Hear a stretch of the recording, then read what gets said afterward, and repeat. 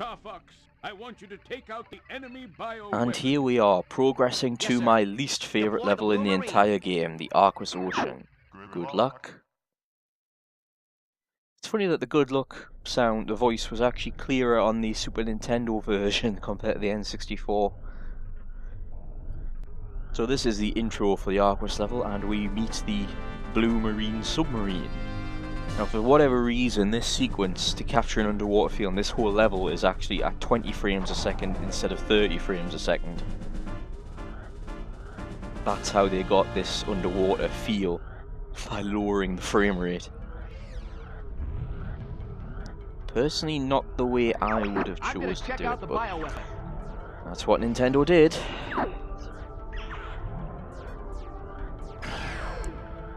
This is one of the levels especially you can see quite a bit more clearly than on the original console. But it is certainly my least favourite level. It's not that it's hard or anything, it's just I don't play it... Ooh, sugar. Sugary do.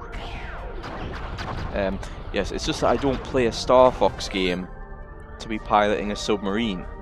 The Landmaster isn't so bad, it's still got a decent sense of speed and capability with its hovering, etc. But although this has got unlimited torpedoes, I just find it fundamentally a bit boring, and you often hold the pad in the claw position to have the brake, well at least on my controller setup for the Xbox 360, but even on the original you would use the claw hand grip in order to keep a finger on the brake at all times, because that's how you get a high score on this. You go as slowly as possible. And I don't want to miss this. I don't want to miss this big fish up here because it's worth a lot of points. There we go.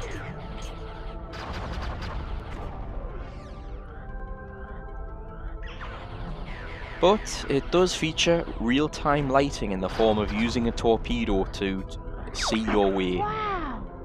Look at that! It's beautiful! And you can shoot down the cracked...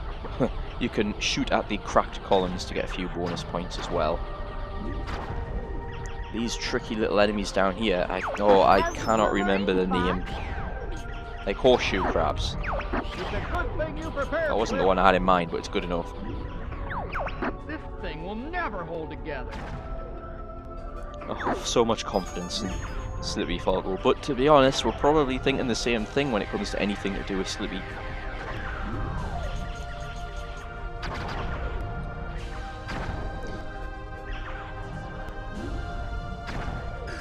There we go, and more horseshoe crabs.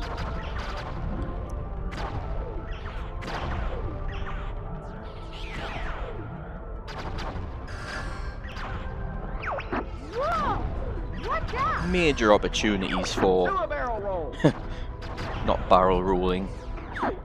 There is actually an image on the internet which is sort of a counterpart to the whole barrel roll thing, which shows a barrel roll and a aileron roll and says know the difference, it could save your life. I made a right dog's dinner of that.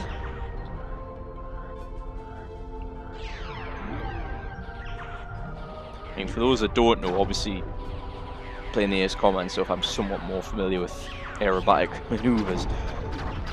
A barrel roll involves a pitch movement, a vertical pitch movement, so that as you are rolling left or right, you're also pulling back on the stick, which means your flight path has the approach of going through a barrel.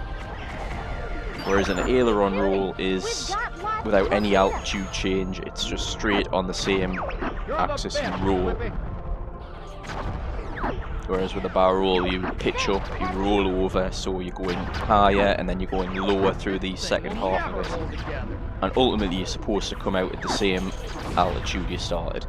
So there you go, aerial combat maneuvers 101 with BrySky while playing Starfox 64.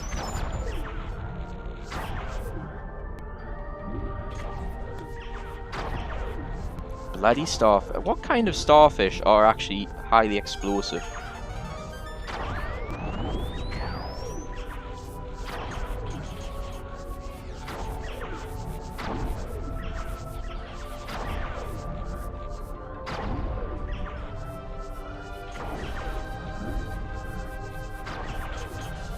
Whoops, get out the way of that.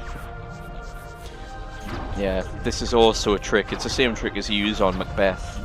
Using the torpedoes on the falling rocks is a good way of getting more points.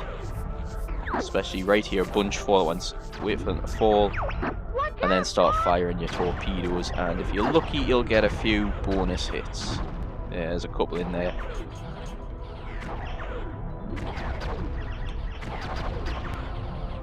Whew. This hasn't... Oh dear, that's embarrassing. This hasn't been a particularly good run. It's not too bad. It's probably enough for a gold medal, but it wouldn't get me a gold medal in the 3D version score attack. There you go, that's 150 for the gold medal. I found the bioweapon. Dum da da dum dum. Here's a hint for Call of Duty Ghosts. See those fish? They got out of the way. You know, it's amazing that is something they pointed out in Call of Duty Ghosts as a feature. We've got intelligent fish that get out the way. As if that is something remotely new. To call that out in a feature in a game which is going to be not just the Xbox 360 but the Xbox One and PS4 is just... That's a ridiculous thing to resort to as a feature. I mean, there you go, Starfox 64 had it. I mean, heck, the fish in Starfox 64 are more interactive because they actually form a living barrier to your torpedoes, so half the skill is trying to shoot around them. Trying to make them get out of the way, which they will do.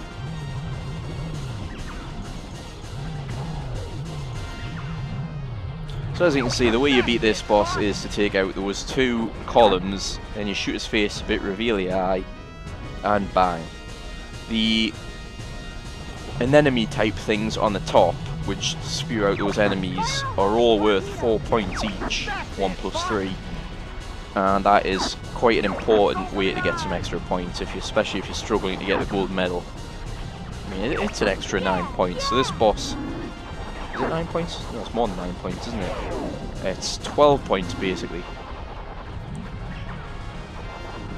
Now you see, I've made a bit of a mess of this. I'm getting... Right, now I fire the torpedo through the gap. There you go.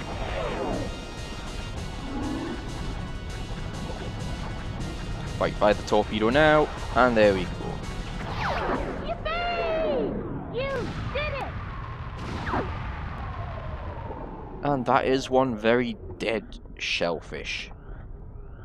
And that is the one and only level of the Blue Marine. And I don't believe it even returns in subsequent Starfox games. Actually, Starfox Command on the Nintendo DS does have underwater levels, but you are still flying spaceships. Thanks, Flip. Oh, I must apologise, that's an email. Flip is not such a screw up after all. Thanks a lot, Peppy. I'll take the sky any day. Cease, Falco. You too.